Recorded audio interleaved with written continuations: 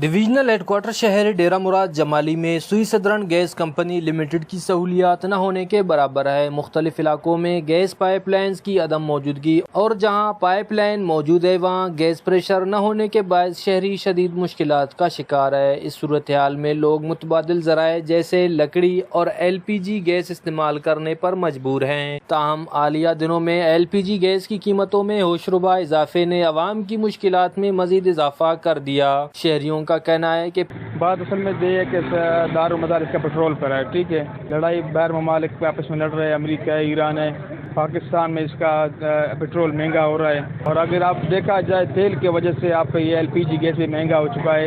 350 والا ابھی 450 میں پہنچ گیا ہے۔ اور اب ہمارے علاقے میں جو سوئی گیس تھا، جی ہاں، سوئی گیس پہلے مطلب نہ ہونے کے برابر ہے، 6 گھنٹے 7 گھنٹے وہ بھی بمشکل سے۔